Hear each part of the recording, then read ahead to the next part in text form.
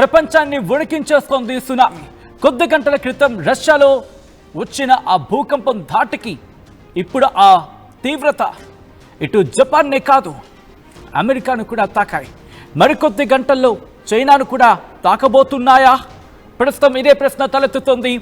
ఈ దృశ్యాలు మిమ్మల్ని కాస్త కలవరపరచొచ్చు, అయితే మిమ్మల్ని కలవరపడి గురి చేయడం ఆర్టీవీ ఉద్దేశం కాదు. ప్రస్తుతం ఎటువంటి పరిణామాలున్నాయి, ఇటు ప్రపంచవ్యాప్తంగా ఎటువంటి పరిణామాలున్నాయి వాటిని మీకు చూపించడం, తద్వారా మీకు అవగాహన కల్పించడం, మిమ్మల్ని అప్రమత్తం చేయడంలో భాగంగానే కథనం చూపించడం జరుగుతుంది తప్ప మిమ్మల్ని కలవరపడి గురి చేసే ఉద్దేశం ఆర్టీవీకి ఎన్నడూ లేదు, ఉండదు. కానీ ఇటువంటి కథనాలు చూసినప్పుడు కాస్త కలవరపడి గురి అవకాశం ఉంటుంది కాబట్టి దీనికి సంబంధించి తగిన జాగ్రత్తలు తీసుకోవాలని ఆర్టీవీ సూచించడం జరుగుతుంది. This is the disturbing content, viewer description is advised. Visuals మీరు చూస్తున్నారు. అమెరికా తీరాన్ని తాకింది tsunami.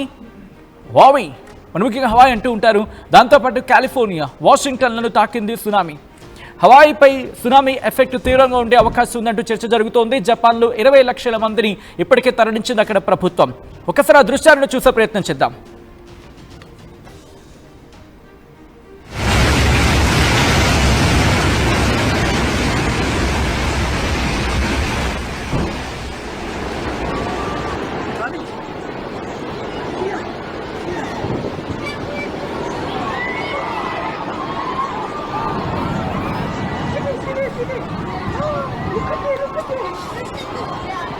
You should come see.